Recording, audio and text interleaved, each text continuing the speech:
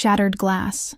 The scent of bleach burned my nostrils as I scrubbed harder at the stubborn wine stain on the pristine white tablecloth. My fingertips were raw, cracked from chemicals and the relentless 12-hour shifts at La Stella, the most exclusive Italian restaurant in the city. A place where a single meal cost more than my weekly paycheck. Where people like me were meant to be invisible. Maya. Table 7 needs resetting. The Cardano party will be here in 20 minutes. Marco, the floor manager, barely glanced at me as he passed, his voice clipped with the thinly veiled disdain he reserved for the cleaning staff. I nodded silently, my shoulders aching as I wrung out the cloth. The late October rain drummed against the tall windows, casting rippling shadows across the polished marble floors. Outside, the city lights blurred into watercolor smears of gold and silver, so different from the harsh fluorescent bulbs of my cramped apartment in the East District, where my twin daughters would be waiting. Emma and Lily, my 5-year-old miracles.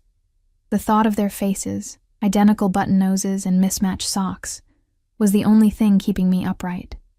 That, and the desperate need for this job after being laid off from the hospital where I'd worked as a nursing assistant for 6 years. One corporate merger, and suddenly single mothers with no college degree were redundant.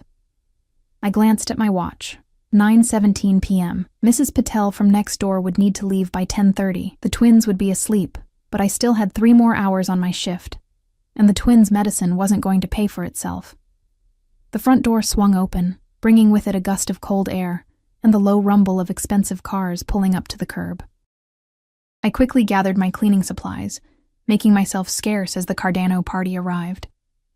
I'd learned early on that wealthy patrons preferred their service staff to be like ghosts, present when needed, invisible otherwise. I was halfway to the supply closet when I felt it. The strange electric charge that suddenly filled the room, the steady hum of conversation faltered. Even Marco, perpetually unimpressed, straightened his spine and smoothed down his already immaculate jacket. He had arrived. I didn't need to turn around to know who had entered. Everyone knew who Alessio Vitrelli was, even those of us who lived in a world far removed from his. Owner of half the city's high-rises, rumored kingpin of the Italian syndicate that controlled everything from luxury imports to the city's judges. I'd seen his face in newspapers, always in the society pages, never the crime section, though whispers of his true business followed him like shadows. Curiosity got the better of me. I risked a glance over my shoulder, just a quick peek. My breath caught in my throat. The photographs hadn't done him justice. Tall and broad-shouldered in a charcoal suit that probably cost more than my yearly rent, Alessio Vitrelli commanded the space with a presence that seemed to bend the very air around him. His dark hair was swept back from a face that could have been carved from marble, all sharp angles and cold perfection. But it was his eyes that held me frozen, storm gray and penetrating, as if he could see through walls, through flesh, through lies. He wasn't alone. 2 men flanked him like sentinels, their stances casual but their eyes constantly scanning the room. Bodyguards, obviously. A 3rd man leaned in to whisper something in his ear, and Vitrelli nodded slightly, his expression unreadable. I realized I'd been staring too long when Marco appeared at my elbow, his fingers digging painfully into my arm. "What are you doing?" he hissed. "Get back to work." I mumbled an apology and hurried away, my cheeks burning with embarrassment. The supply closet offered a momentary sanctuary, and I leaned against the shelves, willing my heart to stop racing. Why was I so affected? He was just a man. A dangerous, powerful man, who could probably buy and sell my entire apartment building without blinking, but still just a man. When I emerged, the restaurant had shifted into a higher gear. Waiters glided across the floor with practiced precision. The sommelier was opening bottles worth more than my monthly salary. And Vitrelli's party had been seated at the private alcove in the back, the most exclusive table, naturally. I kept my head down, focusing on my tasks.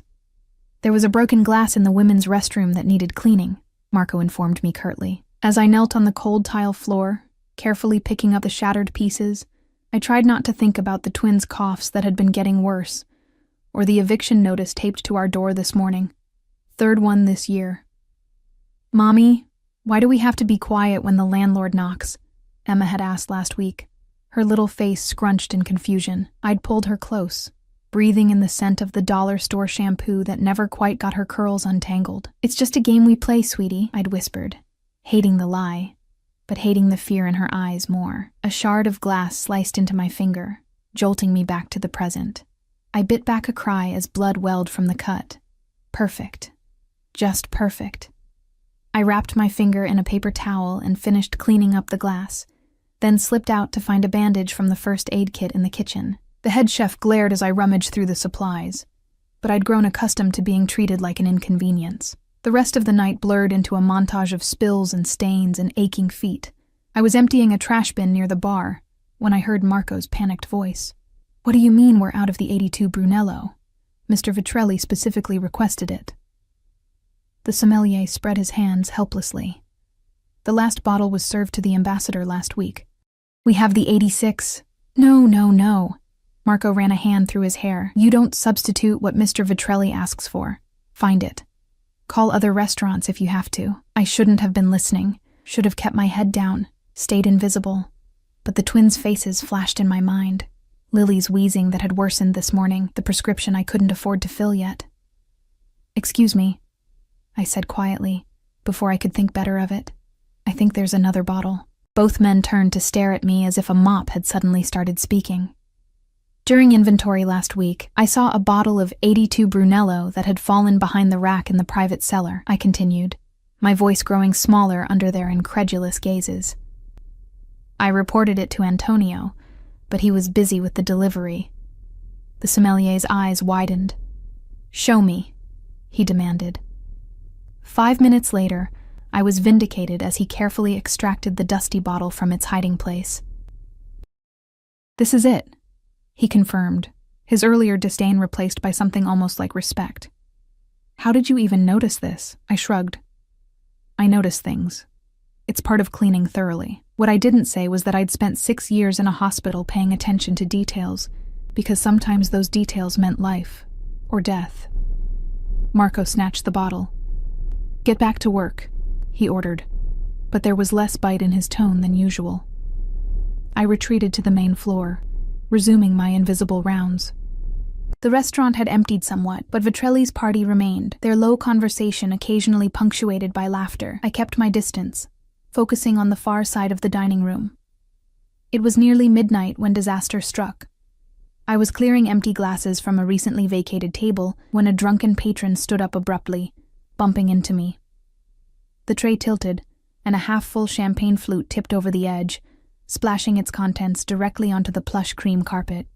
"Watch it," the man snapped, as if I had been the one to collide with him. "I'm so sorry, sir," I murmured, already dropping to my knees to blot the stain before it set. Marco materialized beside me, all cutting smiles for the patron and venomous glares for me. "Please forgive our clumsy staff," he simpered. Then, under his breath to me, "Clean it properly. If that stain sets, it's coming out of your pay." My stomach clenched. I couldn't afford another deduction.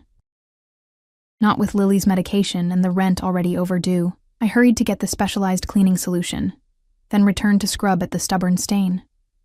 The carpet was expensive, designed to repel liquids, but champagne was tricky, all that sugar. I worked methodically, aware of Marco watching me like a hawk from across the room. So focused was I on the task that I didn't notice the presence behind me until a shadow fell across the carpet. A pair of immaculately polished Italian leather shoes appeared at the edge of my vision. My gaze traveled upward, past the perfectly tailored trousers, the jacket that hung with the ease only true craftsmanship could achieve, to find myself looking directly into the storm-gray eyes of Alessio Vitrelli. This close, I could smell his cologne, something earthy and expensive, like aged wood and rare spices. My heart hammered against my ribs as he regarded me with cool interest, as one might observe an unusual insect. "You found my wine," he said, his voice a low rumble that seemed to vibrate through my bones. Not a question, but a statement. I swallowed hard. "I just remembered seeing it, sir." Something flickered in those gray depths. Amusement, perhaps. "Observant," he noted. "A valuable quality." Before I could respond, one of his bodyguards approached, leaning in to murmur something in his ear. Vitrelli's expression hardened imperceptibly, and he gave a curt nod. "We're leaving," he announced to no one in particular, though the staff seemed to materialize instantly to assist with coats and doors. I remained frozen on my knees, feeling as if I'd just had a close encounter with something dangerous and beautiful, like watching a jaguar from too small a distance. Only when he had disappeared through the front door, his entourage trailing behind him, did I remember to breathe. Marco appeared beside me, his face tight with an emotion I couldn't quite read. "Finish up and help with closing," he ordered, then hesitated. "Mr. Vitrelli doesn't usually notice the staff," he added, a question lurking beneath the statement. I shrugged, keeping my eyes on the carpet. I just got lucky with the wine, but as I worked through the final hour of my shift, wiping down tables and folding napkins with mechanical precision, I couldn't shake the feeling that something had shifted tonight, some invisible thread of fate plucked by careless fingers. It was ridiculous, of course. Men like Alessio Vitrelli existed in a different stratosphere from women like me. Our worlds had brushed against each other for the briefest moment, and now they would continue on their separate orbits, never to intersect again. How terribly, catastrophically wrong I was. Borrowed warmth. The rain had transformed into a deluge by the time my shift ended. Water sluiced down the restaurant's elegant awning and sheets as I huddled just inside the doorway, clutching my thin jacket around me. The last bus to my neighborhood had departed 20 minutes ago, and the thought of the long walk home in this weather made my already aching body protest. "You need cab fare?" asked Jenna, one of the waitresses, as she tugged on her raincoat. I shook my head, forcing a smile. "I'm fine. My apartment's not far." The lie came easily after years of practice. Pride was sometimes the only thing I owned that nobody could take from me. "Suit yourself." She shrugged, dashing out into the rain toward a waiting rideshare. I took a deep breath and stepped out from under the shelter of the awning. The cold water immediately penetrated my jacket, plastering my hair to my face and sending shivers down my spine. Head down, I began the long trek home, mentally calculating how many hours of sleep I could get before needing to wake the twins for their breakfast. 3 blocks from the restaurant, my phone buzzed. Mrs. Patel. "Maya?" "The little one's cough is worse," she said without preamble, her voice tight with concern. "She's having trouble breathing. I was going to call an ambulance, but I know how you feel about the expense."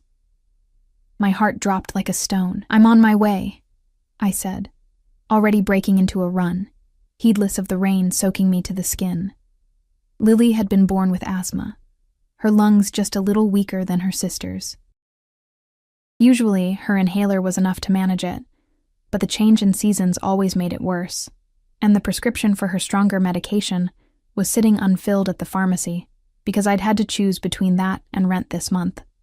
I was so focused on getting home that I didn't notice the sleek black car gliding alongside me until it honked softly. I jumped, instinctively stepping away from the curb as the rear window rolled down. "You'll catch pneumonia," said a now familiar voice, deep and commanding. Alessio Vitrelli sat in the back seat, regarding me with those penetrating gray eyes. Up close, I could see flecks of silver in them, like metal shavings caught in storm clouds. "I'm fine," I said automatically, wrapping my arms tighter around myself as another violent shiver ran through me. His eyebrow arched slightly. "Clearly." The word dripped with sarcasm. "Get in." It wasn't a request, but my daughter was wheezing, possibly needing emergency care, and I didn't have time for whatever this was. "I appreciate the offer, but I need to get home to my daughters.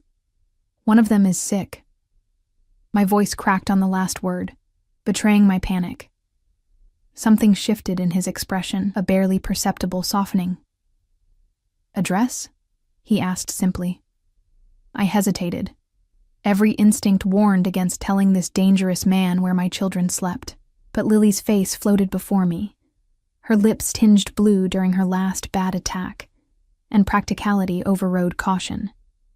I rattled off my address in the East District, bracing for the flicker of disdain that usually crossed people's faces when they realized I lived in the city's poorest neighborhood. Instead, Vitrelli merely nodded and pushed the door open wider. "That's on our way. Get in." The interior of the car was warm and smelled of leather and that same woody cologne. A privacy screen separated us from the driver. The other bodyguard, the one who'd whispered in Vitrelli's ear at the restaurant, sat in the front passenger seat, his broad shoulders visible through the tinted partition. I perched on the edge of the seat, hyper-aware of the water dripping from my clothes, onto what was undoubtedly handcrafted Italian leather. "Thank you," I murmured, keeping my eyes fixed on my trembling hands. "You're the wine girl," he said after a moment of silence, his voice contemplative. Despite everything, I almost smiled. "Is that my new title?" The corner of his mouth twitched. "You have a name, I assume." Maya Reeves." He nodded, as if filing this information away. "Your daughter, what's wrong with her?" "Asthma. She's 5. I didn't know why I was telling him this. Perhaps it was the strange intimacy of the car, cocooned against the storm outside.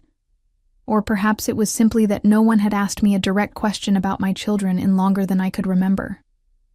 "Twins, you said, identical?" I blinked in surprise. "Yes. How did you—" "You mentioned daughters, plural, but referenced only one age." He shrugged, as if this deduction was obvious. "The sick one. What treatment does she need?" I twisted my hands in my lap. "Her inhaler isn't working well enough. She needs the stronger prescription, but I haven't been able to—" I trailed off, unwilling to admit my financial situation to this man who probably spent more on a single meal than I earned in a month, but he seemed to understand anyway. His jaw tightened almost imperceptibly. He pressed a button on his armrest. "Antonio, stop at the 24-hour pharmacy on 7th. The car changed direction smoothly. I stared at him, confused. "What are you doing?" "Solving a problem." His tone made it clear he wasn't accustomed to explaining himself. 20 minutes later, we pulled up outside my apartment building, a crumbling 5-story walk-up with graffiti-covered walls and a security door that hadn't locked properly since I moved in 3 years ago. The rain had eased to a steady drizzle, but rivers still ran along the gutters, carrying cigarette butts and candy wrappers toward clogged storm drains. In my lap was a bag containing not only Lily's prescription, filled without my insurance card or even a phone call to the doctor, just a few quiet words from Vitrelli to the pharmacist, but also a nebulizer machine and several additional medications the pharmacist had recommended. "I can't accept this," I'd protested in the store. "I can't pay you back." Vitrelli had simply walked away mid-sentence, leaving me clutching the bag as he completed whatever transaction had occurred with the wide-eyed pharmacist. Now, faced with the reality of my life, the stark contrast between his world and mine laid bare. Shame burned in my cheeks. "Thank you for the ride, and for this." I clutched the pharmacy bag like a lifeline. "I should go check on Lily." I reached for the door handle, but his voice stopped me. "Your building has no security." It wasn't a question. I sighed. "The landlord keeps promising to fix the door." His expression darkened. "And your apartment?" "3rd floor." "Look, I really appreciate everything, but I need to— I'm coming up." Again, not a request. Panic fluttered in my chest. "That's really not necessary. It wasn't an offer, Maya." My name in his mouth sounded different somehow, weighted with an authority that brooked no argument. Before I could protest further, he was out of the car, holding the door open for me. Rain beaded on his expensive wool coat, but he seemed indifferent to it. The bodyguard from the front seat materialized beside him, scanning the street with practiced efficiency. "Domenico stays with the car," Vitrelli explained, nodding toward the driver. "Stefano comes with us." I wanted to argue, to tell this presumptuous man that he couldn't just insert himself into my life, but Lily's wheezing cough echoed in my memory, and I swallowed my pride. If nothing else, Stefano looked strong enough to carry her to the car if we needed to go to the hospital. The stairwell smelled of damp concrete and someone's overcooked cabbage. A flickering fluorescent light cast sickly shadows as we climbed, making me acutely aware of every piece of peeling paint, every cracked tile. I'd long since stopped noticing these things, but seeing my daily environment through a stranger's eyes, especially one accustomed to luxury, made my throat tight with humiliation.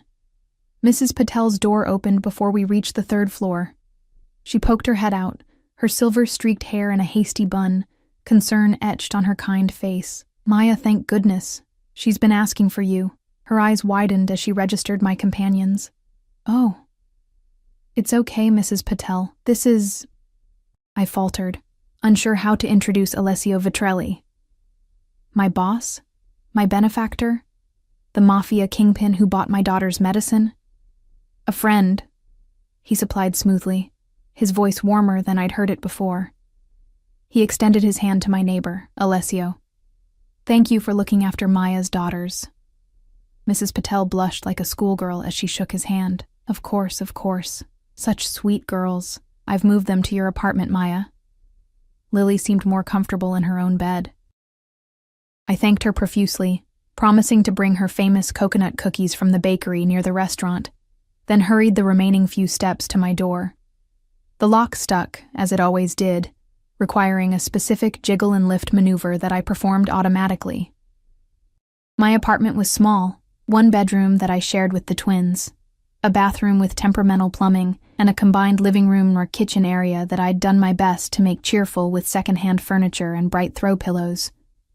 What it lacked in space and modern amenities, it made up for in cleanliness. I might not have much, but what I had was well cared for. The twins' artwork covered the refrigerator. A bookshelf overflowed with library books and yard sale finds. A collection of pine cones and pretty rocks, treasures from our Sunday walks in the park, lined the windowsill. It wasn't much, but it was ours. "Mommy?" A small voice called from the bedroom. "I'm here, baby," I answered, rushing toward the sound, pharmacy bag clutched tightly. The twins were curled together on the queen bed we all shared, two dark heads on the same pillow. Despite being identical, I could always tell them apart instantly. Emma sat up when I entered, her eyes wide with worry. Beside her, Lily's chest rose and fell with labored breaths, each inhalation a visible struggle. She kept saying her chest was tight, Emma reported solemnly, taking her role as the healthy twin very seriously. I sat on the edge of the bed, brushing damp hair from Lily's forehead. Her skin was clammy, and there was a faint bluish tinge around her lips that sent fear stabbing through me. "Mommy's here now," I murmured, already unpacking the nebulizer with shaking hands. "We're going to make you feel better." I was so focused on assembling the machine that I barely registered Vitrelli's presence until he knelt beside me, taking the nebulizer parts from my trembling fingers. "Let me," he said quietly, his large hands moving with surprising dexterity as he connected tubes and poured medication. I stared at him, bewildered by the incongruity of this powerful, dangerous man, assembling a child's breathing machine on my threadbare carpet. "My nephew has asthma," he explained, not looking up. "Go change out of those wet clothes before you get sick too. I'll finish this." Too exhausted and worried to argue, I grabbed dry clothes and ducked into the bathroom. When I emerged in sweatpants and a faded t-shirt, the nebulizer was running, its gentle hum filling the small bedroom. Lily sat propped against pillows, the mask over her nose and mouth, her breathing already easier. Emma had nestled against her side protectively. Even more surprisingly, Vitrelli sat on the edge of the bed, his suit jacket and tie removed, shirt sleeves rolled up to his elbows, revealing corded forearms dusted with dark hair. He was showing the girls something on his phone, a game or video that had even Lily smiling behind her mask. Emma looked up as I entered. "Mommy, Mr. Al says we can have pizza tomorrow. Real pizza from a restaurant, not frozen." "Does he now?" I raised an eyebrow at Vitrelli, who met my gaze unapologetically. "I also said only if Mommy agrees," he amended, the corner of his mouth lifting in what might have been the beginning of a smile. I should have been alarmed by how quickly he'd ingratiated himself with my children. I should have been wary of his motives, suspicious of his generosity.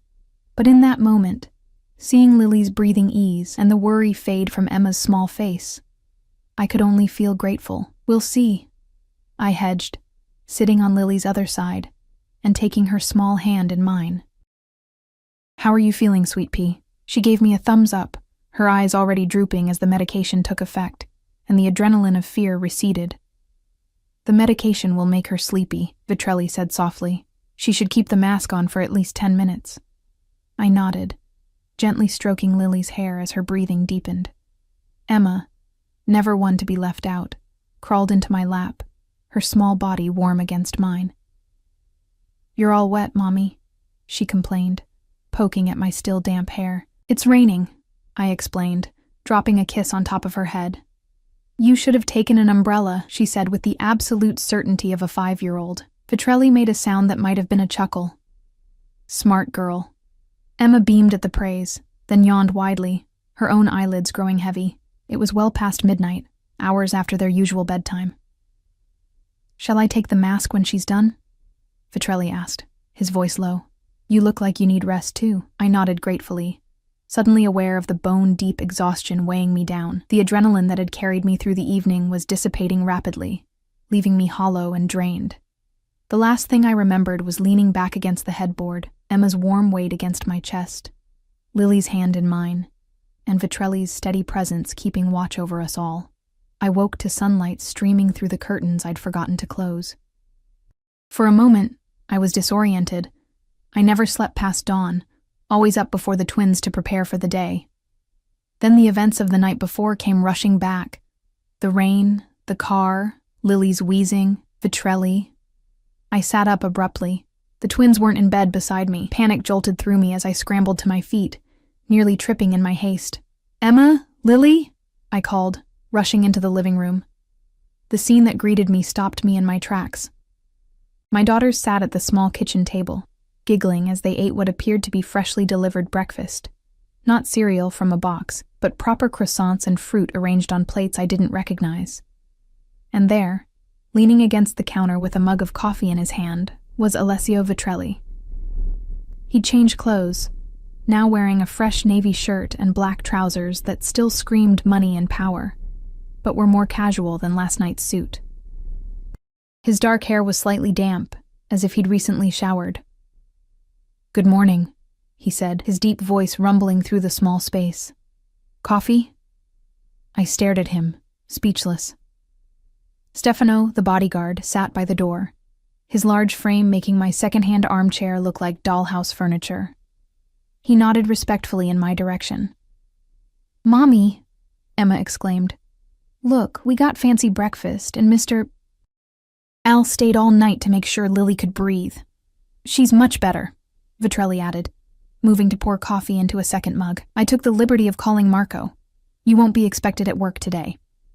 I accepted the coffee automatically, still trying to process what was happening.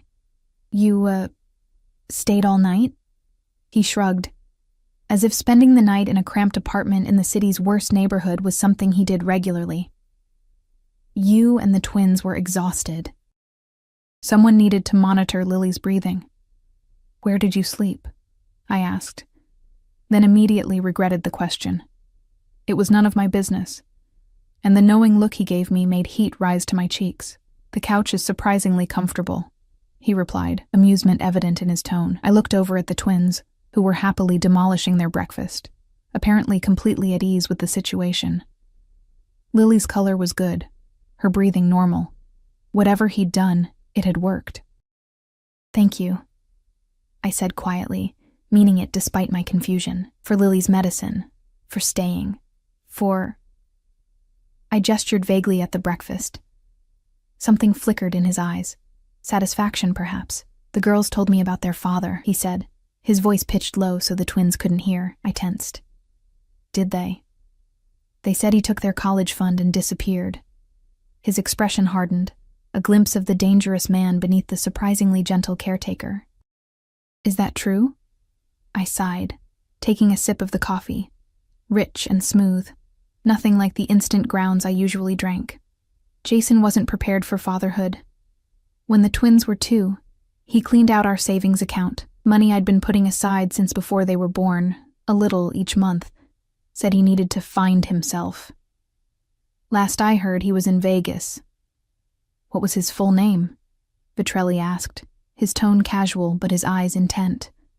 I laughed softly. "Are you planning to hunt him down for child support?"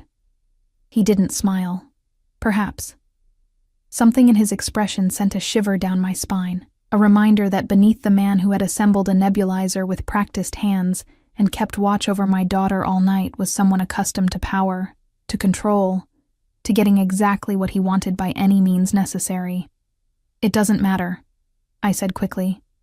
"We're managing." His gaze swept around the apartment, taking in the water stain on the ceiling, the threadbare carpet, the secondhand furniture. "Are you?" Before I could formulate a response, Emma piped up from the table. "Mommy, can Mr. Al stay for dinner too?" He said maybe, but we have to ask you." I looked at Vitrelli, who was watching me with those storm-gray eyes, waiting for my answer. There were 1,000 reasons to say no, to thank him for his help, and politely but firmly show him the door. He was dangerous. He was powerful. He was everything I'd spent my life avoiding. But he had also saved my daughter, had treated my children with a gentleness I hadn't expected, had seen the worst of my life and offered help without judgment. "If Mr. Al isn't too busy," I heard myself saying, "he's welcome to stay." Emma cheered, and even Lily clapped her hands in delight. Vitrelli's mouth curved into a genuine smile, transforming his face from coldly handsome to breathtaking. "I'd like that," he said, his eyes never leaving mine. "After all, we should discuss your new job."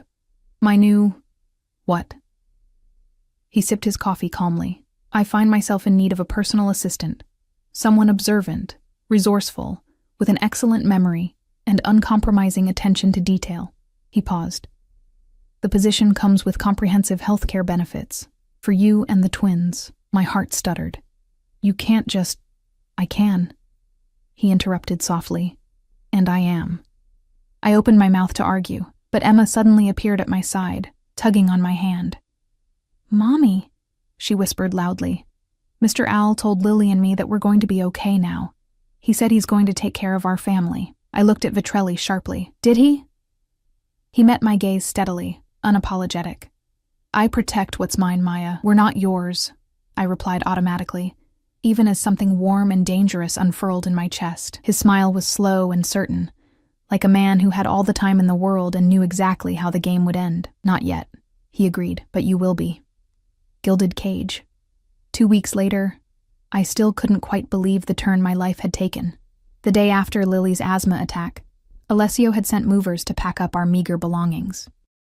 By nightfall, the twins and I were installed in a spacious 3-bedroom apartment in one of his buildings downtown, a gleaming high-rise with a doorman, a rooftop garden, and security that made Fort Knox look like a playground. My protests had fallen on deaf ears. "It's closer to their new school," he'd said simply, as if moving us into an apartment that probably cost more per month than I made in a year was the most reasonable solution to a long commute. The new job turned out to be exactly what he'd described. I was his personal assistant, managing his schedule, handling correspondence, and generally keeping his chaotic business life in order. What he hadn't mentioned was the salary, triple what I'd made at the restaurant, or that the position came with a driver who took the twins to and from their new private school while I worked at Alessio's downtown office. I'd tried to refuse, of course. "I can't accept all this," I'd insisted, as he showed me around the apartment, the twins racing from room to room with excited squeals. "It's too much." He'd given me that look, the one that made my insides quiver. "Would you prefer your daughters remain in an unsafe building with inadequate heat and a landlord who ignores repair requests?" His voice had been soft, but the steel beneath was unmistakable. "Would you prefer Lily continue to struggle for breath because you can't afford her medication?" Put that way, my objections seemed like foolish pride. And so I'd accepted. The apartment, the job, the school for the twins. I told myself it was temporary, just until I could save enough to stand on my own feet again. The lie was becoming harder to maintain with each passing day. "You look tired," Alessio commented, as he strode into his office, impeccable as always in a charcoal suit that emphasized the breadth of his shoulders. "Did Lily have trouble sleeping again?" I glanced up from the correspondence I was sorting. "Just a small coughing fit around midnight. The humidifier helped." He frowned, checking his watch. "Did you call Dr. Mercer?" "First thing this morning. He's stopping by the apartment at 6 to check on her." I hesitated. "You don't need to come. I'm sure you have more important things to do." Alessio's expression hardened almost imperceptibly. "Nothing is more important." The finality in his tone left no room for argument. It was moments like these that confused me most. The fierce protectiveness he displayed toward the twins. The way he rearranged his schedule to attend Emma's school presentation, or sit with Lily during a nebulizer treatment. It went beyond professional obligation, beyond even the generosity of a wealthy patron. Over the past 2 weeks, he'd become a fixture in our lives. He took dinner with us most evenings, listening to the twins chatter with genuine interest. He helped them with bedtime stories, his deep voice giving life to fairy tale characters. He brought thoughtful gifts, not just toys, but books that matched their interests, art supplies when Emma showed a talent for drawing, a child-sized doctor kit when Lily announced she wanted to be a breath doctor like Dr. Mercer. I told myself he was simply a man with resources who enjoyed helping people in need, but the way his eyes followed me when I moved around the apartment, the brush of his fingers against mine when he handed me coffee in the mornings, the low timbre of his voice when we spoke after the twins were asleep. These things suggested something else entirely, something dangerous, something I wasn't ready to acknowledge. "The Anderson contract needs your signature," I said, changing the subject as I placed a folder before him. "And Senator Mitchell's office called again about the fundraiser next month." Alessio took the folder, his fingers brushing mine deliberately. "Tell the senator I'll attend, but I won't speak." He paused, his storm gray eyes meeting mine. "You'll accompany me." It wasn't a request. It never was with him. "I'll need something to wear," I said, already calculating whether I could find something suitable at a consignment shop. The salary was generous, but I was saving every penny I could, just in case. A smile played at the corners of his mouth. Already taken care of. Before I could respond, his office door opened. Stefano, now a familiar presence, stepped in. "Mr. Donati is here." Alessio's expression cooled instantly. He glanced at me. "That's all for now, Maya." I gathered my tablet and notes, recognizing the dismissal. As I moved toward the door, a tall man with silver-streaked dark hair entered. His expensive suit couldn't quite disguise the hardness in his eyes, the look of someone who had clawed his way to the top and enjoyed the blood under his fingernails. "Vitrelli," he said, his voice carrying a slight Italian accent. His gaze flickered to me dismissively, then back to Alessio. "We need to discuss the situation in the harbor district." I slipped past him, feeling the weight of both men's gazes on my back. The door closed behind me with a soft click, but not before I heard Alessio's cold reply. "Touch what's mine again, Donati, and we'll have more than a discussion." The rest of the afternoon passed in a blur of meetings and phone calls. I'd quickly learned that Alessio's legitimate businesses, real estate, import, export, hospitality, were only part of his empire. There were meetings that didn't appear on any official calendar, calls that were taken in Italian with the office door firmly closed, visitors who arrived without appointments and were shown immediately to Alessio's private conference room. I didn't ask questions. Some things were safer not to know. At 5:30, Alessio emerged from his office, sliding into his coat with fluid grace. "Ready?" he asked, though again, it wasn't really a question. The black Bentley waited at the curb, Domenico holding the door open as we approached. I'd grown somewhat accustomed to the luxury, though I still felt out of place among the soft leather and polished wood interior. "How was school?" I asked the twins when we arrived at the apartment. They'd been home for an hour already, supervised by Maria, the housekeeper who came with the apartment like it was the most natural thing in the world to have someone clean up after you. "I got a gold star for my math," Emma announced, proudly showing me a worksheet covered in neat numbers. "I made a friend," Lily added, her voice still slightly raspy but stronger than it had been in months. "Her name is Zoe, and she has light-up shoes." I smiled, hanging up my coat. "That's wonderful, sweetie. Can we get light-up shoes too?" Emma asked, looking from me to Alessio with calculated innocence. Before I could explain about budgets and priorities, Alessio nodded. "Of course. We'll go shopping this weekend." I shot him a look that he pretended not to notice as he loosened his tie and knelt to examine Emma's math homework more closely. This was our routine now, this strange domestic tableau that felt both foreign and increasingly natural. By the time Dr. Mercer arrived to check on Lily, we had settled into the comfortable rhythm of a family evening. Homework at the kitchen island, dinner preparations, the twins' cheerful chatter filling the space. "Her lungs sound much better," Dr. Mercer pronounced after examining Lily. He was a distinguished older man with kind eyes, who, I suspected, didn't make house calls for just anyone. "The new medication is working well. And how are you feeling, Miss Emma?" "I'm perfect," Emma declared, twirling to demonstrate her robust health. Dr. Mercer chuckled, packing his stethoscope away. Indeed you are. He turned to me. Continue with the current regimen. I'd like to see Lily again in 2 weeks, but call sooner if anything changes. Thank you for coming, doctor, I said, walking him to the door. He glanced toward the kitchen, where Alessio was helping the twins set the table. Mr. Vitrelli is very involved with your daughters, he observed neutrally. I felt heat rise to my cheeks. He's been very generous. Dr. Mercer's expression remained professionally blank, but something knowing flickered in his eyes. I've known Alessio for many years, Maya.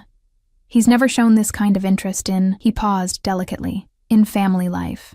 Before I could formulate a response, the doctor patted my arm kindly.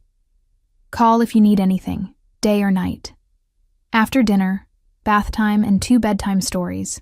One from me, one from Alessio. The twins finally drifted off to sleep. I stood in their doorway, watching their peaceful faces, still marveling at how quickly they'd adapted to our new circumstances. Children were resilient that way, accepting good fortune without questioning its source or longevity. I wasn't so easily convinced. They're settled? Alessio asked, appearing beside me with 2 glasses of wine. I nodded, accepting the glass and following him to the living room. Floor-to-ceiling windows offered a panoramic view of the city lights. A glittering carpet spread beneath us. I still wasn't used to living in the sky. Thank you for having Dr. Mercer come, I said, taking a small sip of the wine, something rich and complex that probably cost more than I wanted to know. Alessio settled onto the sofa, his posture relaxed, but still emanating that unmistakable air of control. It's nothing. It's not nothing, I countered softly. None of this is nothing. The apartment, the school, the job. I gestured vaguely, encompassing all he had given us. Why are you doing this, Alessio? He regarded me steadily over the rim of his glass. Do you really need to ask? My heart quickened. I need to understand. He set his glass down deliberately, then leaned forward, his gaze never leaving mine. From the moment I saw you in that restaurant, on your knees cleaning up other people's messes, but still noticing everything around you, still carrying yourself with dignity, I knew you were different. His voice was low, intense. When I learned about your daughters, how you've sacrificed everything for them, it only confirmed what I already knew. And what was that? I barely recognized my own voice, breathless and uncertain. That you were meant to be mine. The simplicity with which he said it, as if stating an obvious fact rather than a shocking declaration, made my pulse stutter. You and those little girls. I set my glass down with a shaking hand. We're not possessions, Alessio. You can't just decide we belong to you. Can't I? There was no arrogance in the question, just genuine curiosity. I've given you security, comfort, opportunities for your daughters. I've made your lives better in every measurable way, because you had the power and resources to do so, I countered. That doesn't make us yours. He considered this, head tilted slightly. What would then? The question caught me off guard. What? What would make you mine? He leaned closer, his scent, that earthy cologne mingled with something uniquely him, enveloping me. Because I'm a patient man, Maya, but my patience has limits. Tell me what you need, and I'll provide it. The raw honesty in his voice made my chest tighten. This wasn't the calculated manipulation of a man accustomed to buying what he wanted. This was something else, something almost vulnerable beneath the power and control. I need time, I whispered. This has all happened so fast. 2 weeks ago, I was worried about eviction notices and medical bills. Now I'm living in a penthouse with a job I never applied for, and a man who says I belong to him. His jaw tightened, but he nodded once, sharply. Time, then. But understand this, Maya. I protect what's mine, whether you've accepted it yet or not. You and those girls are under my protection now. Nothing and no one will harm you. The conviction in his voice sent a shiver down my spine, half fear, half something else I wasn't ready to name. Is that what you were discussing with Mr. Donati today? Protection? His expression shuddered instantly. You don't want to know about Donati, but I did. In the 2 weeks I'd worked for him, I'd pieced together enough to understand that beneath Alessio's legitimate business empire lay something darker, more dangerous. The hushed conversations, the coded messages, the meetings that occurred after hours with men whose eyes held the same hard calculation as Donati's. All pointed to the rumors I'd heard long before I met him. "If I'm going to be part of your life," I said carefully, "I need to know what that means. All of it." He studied me for a long moment, his expression unreadable. Then he sighed, running a hand through his dark hair in a rare gesture of uncertainty. "My father came to this country with nothing," he began, his voice low. "He built a life for our family the only way he could, by providing services others were unwilling or unable to provide themselves. Protection, dispute resolution, access to goods that weren't easily available through conventional channels. He was in the Mafia," I translated flatly. Alessio's mouth twitched. "That's a simplistic term, but yes. When he died, I inherited not only his legitimate businesses, but his other obligations. I've spent the past decade legitimizing as much as possible, but some associations can't be severed so easily. Like Donati." His expression hardened. "Donati is a problem that will be dealt with." I swallowed hard, suddenly aware of the dangerous ground I was treading. Is he a threat? Not anymore. The cold certainty in his voice made my blood run cold. I stood abruptly, needing space, air, distance from the intensity of his gaze. "I should check on the twins." His hand caught mine as I turned to go, his grip gentle but immovable. "You asked for honesty, Maya. This is who I am. I've built an empire, some of it in the light, some in shadow. I protect what's mine with every resource at my disposal." His thumb traced circles on my wrist, sending tingles up my arm. "But I would never bring darkness to your door or to those little girls. You are separate from that world. Sacred." The raw sincerity in his voice made my heart clench. Despite everything, the unnerving declarations of possession, the glimpses of a dangerous world beneath the polished exterior, I believed him. In the 2 weeks I'd known him, he'd shown nothing but gentleness toward me and the twins. Whatever violence and power lay in his hands, he'd use them only to shield us, never to threaten. "I believe you," I said softly. Something flickered in his eyes, relief, perhaps, or triumph. He tugged gently on my hand, drawing me back down beside him, closer than before. "Then trust me when I say you have nothing to fear," he murmured, his free hand coming up to brush a strand of hair from my face. "Not from me. Not from anyone." His touch lingered, fingers trailing along my jawline with exquisite gentleness. My breath caught as his gaze dropped to my lips, the intent in his storm-gray eyes unmistakable. "Alessio," I whispered, unsure if I was warning him away or inviting him closer. "Tell me to stop," he said, his voice a low rumble that I felt more than heard. I should have. This man had upended my life, had declared ownership of me and my children with casual certainty, had admitted to connections with a criminal underworld I could scarcely comprehend. Everything about him screamed danger. But in that moment, with his warmth so close and his eyes dark with desire, I couldn't form the words. His lips met mine with surprising gentleness, a question rather than a demand. I answered without thinking, my hands finding their way to his shoulders. Feeling the solid strength beneath expensive fabric, he tasted of wine and something darker, more addictive. His hands remained respectful, one at my waist, the other cradling my face as if I were something precious, breakable. When we finally parted, both breathing harder, he rested his forehead against mine. "You see?" he murmured. "Already mine." Reality crashed back like a cold wave. I pulled away, shaken by how easily I'd fallen under his spell. "That doesn't mean what you think it means." Instead of anger, his expression held only patient certainty. "It means exactly what I think. You're fighting it because you're afraid. Not of me, but of depending on someone after being alone for so long." His hand found mine again, fingers intertwining. "But you're not alone anymore, Maya. And you never will be again." The promise in his words terrified and tempted me in equal measure. Before I could respond, my phone buzzed with a text message. I glanced at it automatically, then froze. The number was unfamiliar, but the message sent ice through my veins. Does Vitrelli know the truth about the twins' father? Would be a shame if he found out, wouldn't it? Maybe we should talk. J. Jason. It had to be. But how had he found me? And what did he mean about the truth? What is it? Alessio asked, instantly alert to my distress. I forced a smile, turning off the screen. Nothing important. Just a reminder about a school form for the twins. He studied me for a moment, clearly not believing me, but didn't press. It's getting late. You should rest. I nodded, grateful for the reprieve. Good night, Alessio. He caught my hand as I stood, bringing it to his lips in a gesture that shouldn't have felt so intimate. Sweet dreams, Maya. That night, I lay awake long after the apartment had gone quiet, staring at the message on my phone. Jason had been out of our lives for 3 years.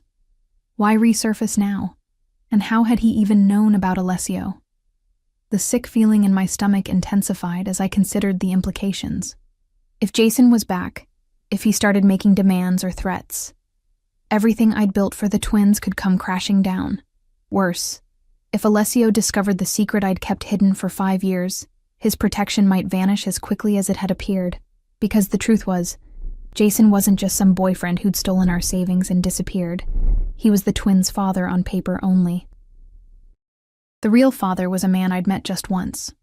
A wealthy businessman passing through town who'd bought me a drink, then another, then invited me back to his hotel. I'd been young, naive, desperate for one night of feeling special instead of invisible. I never told him about the pregnancy, never tried to find him. The twins were mine, and mine alone. But now, with Jason's threatening message burning a hole in my phone and Alessio's possessive declaration echoing in my ears, I wondered how long I could keep my secrets buried, and what would happen when they inevitably came to light. As if summoned by my thoughts, a soft knock sounded at my bedroom door. I hastily wiped away tears I hadn't realized I'd shed and called, "Come in." The door opened to reveal Alessio, still fully dressed despite the late hour. His expression was troubled, his usual composure fractured by something that looked almost like uncertainty. "You're crying," he observed, moving to sit on the edge of my bed without invitation. "Tell me why." It wasn't a request. With him, it never was. "Just overwhelmed," I said, the half-truth sticking in my throat. His eyes, silver in the dim light from the hallway, studied me with unsettling intensity. "There's more." I looked away, unable to meet his gaze. "Alessio, please. It's late and I'm tired." His hand caught my chin, gently but firmly turning my face back to his. "No more secrets between us, Maya. Not now, not after tonight.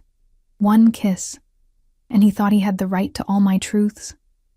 The presumption would have angered me if not for the genuine concern in his eyes. "Some secrets are mine to keep," I whispered. His jaw tightened. "Not from me. Not anymore." We stared at each other in the half-darkness, locked in a silent battle of wills. I knew, with bone-deep certainty, that this was a defining moment, that whatever I chose to reveal or conceal would shape everything that followed. In the end, it was the memory of his gentleness with the twins that decided me. Whatever else Alessio Vitrelli might be, he had shown nothing but care for my daughters. They deserved stability, protection, the security he offered. And if that meant risking his rejection of me, it was a price I had to pay. "Jason texted me tonight," I said finally, my voice barely audible. "He's threatening to tell you the truth about the twins' father." Alessio went very still, his expression unreadable. "And what truth would that be?" I took a deep breath, closing my eyes against the tears that threatened again. That he's not their biological father. That no one is. At least, no one who's been in their lives. When I dared to look at him again, his face was like stone. "Explain."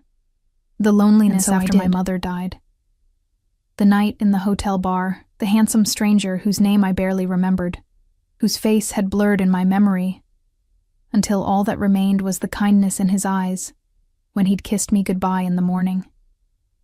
I never told him," I finished, my voice hoarse from emotion. "When I found out I was pregnant, I was alone. Then I met Jason, and he seemed so excited about the babies. He signed the birth certificates, promised we'd be a family. I wanted to believe him. Throughout my confession, Alessio remained motionless, his expression revealing nothing of his thoughts. When I finally fell silent, the weight of his judgment seemed to press on my chest until I could barely breathe. "So Jason is leveraging this information. he said at last, his voice controlled, dangerously soft, threatening to tell me the twins aren't his biological children, as if that would change how I feel about them. A muscle ticked in his jaw, as if I wouldn't still consider them mine. My head snapped up, hope fluttering weakly in my chest. You're not angry? At you? For what? For being alone and vulnerable? For wanting to give your daughters a father? He shook his head, his expression softening. No, Maya, I'm not angry at you, but at Jason. A cold smile curved his lips. Jason has made a grave miscalculation. One he'll regret. A chill ran down my spine. Alessio, don't what? Don't protect what's mine? Don't eliminate a threat to my family? His voice was deadly calm. I told you who I am, Maya. I don't make empty threats, and I don't tolerate those who threaten what belongs to me. The twins and I don't belong to you, I protested weakly, though the words sounded hollow even to my own ears. His smile widened, showing teeth. Lie to yourself if you must, but don't lie to me. He reached out, his fingers tracing the curve of my cheek with devastating gentleness. You became mine the moment I saw you in that restaurant. The twins became mine the night I sat by Lily's bed, watching her breathe, and nothing, not Jason, not your past, nothing, will change that. The conviction in his voice should have frightened me. Instead, it filled a hollow space in my chest I hadn't realized was there. A space carved by years of struggling alone, of having no one to depend on but myself. What are you going to do? I asked, not sure I wanted the answer. Don't concern yourself with Jason, he said, his tone making it clear the subject was closed. He won't trouble you again. He stood, towering over me in the darkness. Try to sleep. Tomorrow is Saturday. We promised the girls light-up shoes, remember? The casual shift from veiled threats to domestic plans left me reeling. Before I could respond, he bent down and pressed a kiss to my forehead, his lips lingering against my skin. Sleep well, Maya, he murmured. You're safe now, all of you. As he moved to the door, I found my voice. Alessio? He paused, looking back. Thank you, I said softly. For still wanting you? He finished, his voice a low rumble in the darkness. Never doubt that, Maya. Never. After he left, I lay awake, staring at the ceiling. I should have been terrified by his casual references to eliminating Jason, by his unwavering certainty that we belonged to him. I should have been planning our escape from this gilded cage he'd built around us. Instead, for the first time in years, I felt something like peace settle over me. Whatever Alessio was, dangerous, possessive, ruthless, he was also a shield between my daughters and a world that had never shown them much kindness. And perhaps, whispered a treacherous voice in my heart, he could be a shield for me too. The last thought before sleep claimed me was simple, startling in its clarity. I was falling for a man who called himself owner, when what he meant was protector, and God help me, I was beginning to think they might be the same thing after all. Claimed. The next 3 months passed in a blur of domesticity, interspersed with moments that reminded me exactly who Alessio Vitrelli was. We settled into a routine that felt surreal in its normalcy. Weekday mornings were a cheerful chaos of breakfast preparations, school bags, and last-minute permission slips. Weekends brought outings to parks, museums, and the occasional movie, Stefano and Domenico always discreetly present but never intruding. Evenings were filled with homework, dinner conversations, and bedtime stories. I continued working as Alessio's assistant, gradually taking on more responsibilities as I proved my competence. The work was challenging but fulfilling, organizing his legitimate business affairs while carefully avoiding any knowledge of the other side of his empire. He never brought that darkness home, never discussed it in my presence, maintaining the careful separation he'd promised. As for Jason, he'd gone silent after that single text message. When I'd hesitantly asked Alessio what had happened, he'd simply said, "He won't be contacting you again," in a tone that discouraged further questions. I tried not to think about what that might mean. And then there was Alessio himself, the growing complication in my carefully ordered life. After our kiss that night, he hadn't pushed for more. seemingly content to integrate himself into our family at a pace that wouldn't overwhelm me. He was patient but persistent.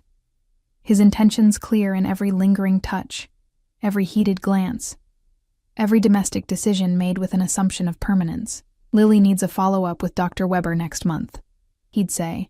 Or, I've arranged swimming lessons for the girls this summer. Or, the school's winter gala is on our calendar.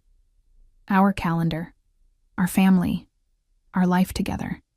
The language of possession and belonging slipped into everyday conversation so naturally I barely noticed it anymore. What I did notice was how he'd begun staying over more frequently. First on the sofa, then eventually in my bed. Though he'd been surprisingly restrained, limiting our intimacy to heated kisses and embraces that left me frustrated and yearning for more. When I'd questioned his restraint, he'd simply smiled that knowing smile. When it happens, he'd murmured against my neck, it won't be a half measure taken in haste. It will be a claiming, Maya, and you'll be fully mine, with no reservations, no doubts. The promise had sent shivers down my spine, equal parts anticipation and trepidation. It was on a crisp December morning with snow falling gently outside our windows that everything changed. The twins were buzzing with excitement about the upcoming school holiday party, chattering over breakfast about costumes and performances, while Alessio and I moved around the kitchen in the domestic choreography we'd perfected. Daddy Al, will you help me with my snowflake dance? Emma asked, tugging on Alessio's sleeve. The nickname had appeared about a month ago. First from Lily, then immediately adopted by Emma with the twin synchronicity that still amazed me. I'd tried to redirect them at first, worried about Alessio's reaction, but he'd welcomed it with such obvious pleasure that I'd stopped trying to correct them. Of course, Piccola, he replied, dropping a kiss on her head. After school today. You promised to help me with my lines too, Lily reminded him, not to be outdone. I remember, he assured her solemnly. We'll practice both. The domestic scene was so perfect it made my chest ache. This was what I'd always wanted for them. Stability, security, a father figure who adored them. Yet beneath the contentment lurked the constant awareness that it all balanced on Alessio's continued interest, his continued desire to claim us as his own. The doorbell rang, interrupting my thoughts. That's Stefano, Alessio said, glancing at his watch. Time for school, little ones. The usual morning flurry followed. Jackets, scarves, forgotten homework, final kisses. When the door closed behind them, the apartment felt suddenly larger, quieter. Alessio turned to me, his expression shifting from doting father to something more intense. We need to talk, he said, reaching into his pocket and withdrawing a small velvet box. My heart stuttered to a halt, then resumed at double speed. Alessio. He placed the box on the kitchen island between us, making no move to open it. 3 months ago, I told you that you and the twins were mine.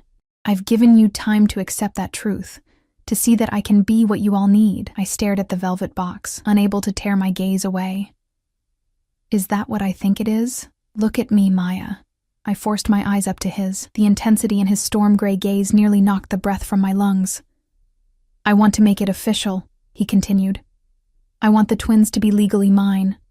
Adoption papers are being drawn up, and I want you to be my wife. Despite suspecting what was coming, the blunt declaration still caught me off guard. You don't do anything halfway, do you? A slight smile curved his lips. Never. I gestured at the box. Aren't you going to ask properly, get down on one knee?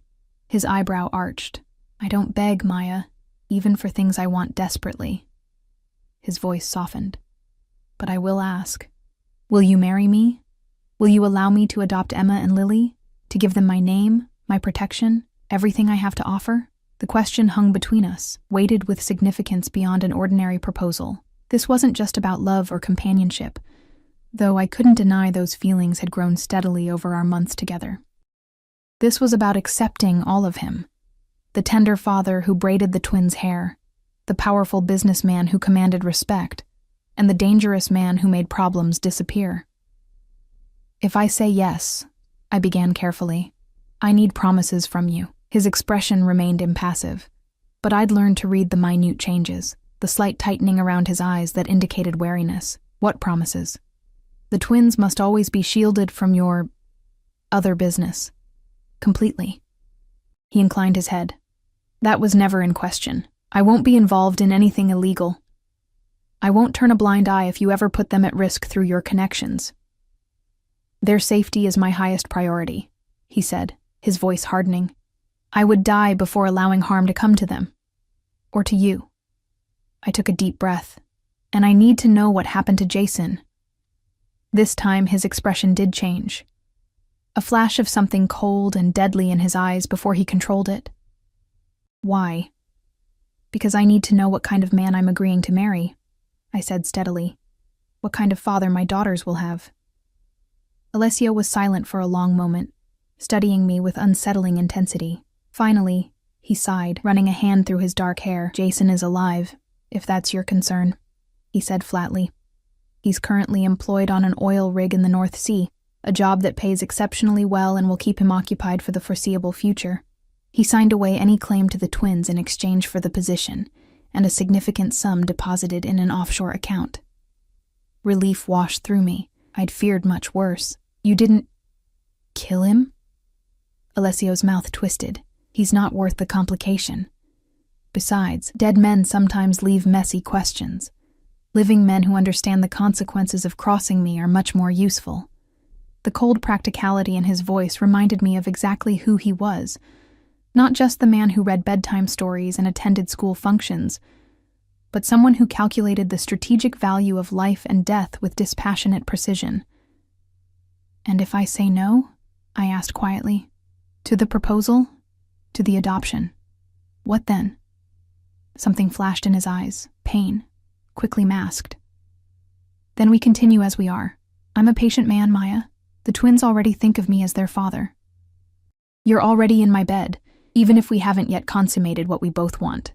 His voice dropped lower. I'm willing to wait for you to accept what's already true, that you're mine in every way that matters. The certainty in his voice should have angered me, but instead, it sent a thrill of something dangerous and heady through my veins. Over the past months, I'd come to understand that Alessio's possessiveness wasn't about control for its own sake. It was about protection, about cherishing what he considered precious. And somehow, against all odds, my daughters and I had become precious to one of the most dangerous men in the city. Open the box, he said softly. With trembling fingers, I lifted the velvet lid. Nestled inside was a ring that took my breath away, not for its obvious value, though the central diamond was certainly impressive, but for its thoughtful design. The diamond was embraced by two smaller stones, one pink and one blue, the twins' birthstones, and the band was engraved with delicate vines that reminded me of the botanical illustrations in the vintage book we'd found at a museum gift shop, the one that had made me pause with unexpected delight. He'd been paying attention. All this time, he'd been noticing the small details that made me who I was. It's beautiful, I whispered, emotion tightening my throat. Is that a yes? His voice remained steady, but I caught the flicker of vulnerability in his eyes. Perhaps the first time I'd seen genuine uncertainty from him. In that moment, the last of my resistance crumbled. This powerful, dangerous man who commanded an empire with unflinching authority was standing before me, waiting for my answer with something almost like fear in his eyes. He, who took what he wanted without hesitation, was asking for my consent to make official what he already considered fact. Yes, I said, the word both surrender and victory. Yes to all of it. The tension drained from his shoulders, replaced by a fierce joy that transformed his face. He took the ring from the box and slid it onto my finger with deliberate slowness, his eyes never leaving mine. Mine, he said softly. The word a caress and a claim. This time, I didn't argue. Yours. His kiss was different from the others we'd shared. Deeper, hungrier. The restraint of the past months finally breaking. His hands cradled my face with devastating tenderness, even as his mouth claimed mine with unmistakable possession. I melted into him, my body recognizing what my mind had been slow to accept, that I'd been his since that rainy night when he'd appeared in a black car like some dark guardian angel. When we finally broke apart, both breathing hard, he rested his forehead against mine. Tonight, he promised, his voice rough with desire. After the twins are asleep, no more waiting. The shiver that ran through me had nothing to do with fear and everything to do with anticipation. "Tonight?" I agreed. The day passed in a haze of ordinary tasks infused with extraordinary meaning. I accompanied Alessio to his office, fielded calls, organized his schedule, all while the weight of the ring on my finger reminded me of what awaited us. If his business associates noticed the new addition to my hand, they were too well trained to comment on it, though Stefano allowed himself a small smile when he caught sight of it. We picked the twins up from school together, their delighted squeals when they spotted us both waiting at the gate, drawing indulgent smiles from other parents. They chatted excitedly all the way home, their holiday performance anxiety momentarily forgotten in the thrill of having both of us there. It was over dinner, homemade pasta that Alessio had insisted on preparing himself, a skill inherited from his Sicilian grandmother, that we shared our news. "Emma, Lily," Alessio began, his voice unusually gentle. "Your mother and I have something important to ask you." The twins looked up from their plates, curiosity bright in their identical dark eyes. "How would you feel if I officially became your daddy?" he asked. "If I adopted you and you had my last name?" Their reaction was immediate and enthusiastic.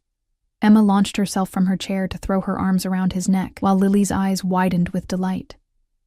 "Really?" Lily asked, looking to me for confirmation. "Forever and ever?" I nodded, my throat tight with emotion. "Forever and ever. And," Alessio continued, once Emma had settled back in her seat, "your mother has agreed to marry me. We're going to be a real family." "We're already a real family," Emma declared with 5-year-old certainty, "but now everyone else will know it too." Out of the mouths of babes. She was right, of course. Somewhere along the way, without official papers or ceremonies, we had become a family. The legal formalities would only confirm what was already true in our hearts. The rest of the evening passed in a blur of excitement as the twins peppered us with questions about the wedding, about their new last name, about whether we could get a puppy now that we were officially a family. Alessio's indulgent "we'll see" made me suspect a dog was in our near future. By the time we tucked them into bed, they were exhausted from the emotional day, drifting off to sleep almost immediately. I stood in their doorway, watching their peaceful faces, overwhelmed by how much had changed in just a few months. "Having second thoughts?" Alessio asked quietly, coming up behind me, his arms encircling my waist. I leaned back against his solid warmth. "No. Just marveling at how we got here. 6 months ago, I was cleaning tables and worrying about eviction notices. Now I'm engaged to one of the most powerful men in the city, and my daughters are going to have your name." His lips found the sensitive spot below my ear. "Our daughters," he corrected. "They've been ours since the night I sat by Lily's bed, watching her breathe." The memory of that night, his unexpected gentleness, the careful way he'd assembled the nebulizer, how naturally he'd interacted with the twins, had been the first crack in my defenses. I turned in his arms, looping my hands behind his neck. "Our daughters," I agreed.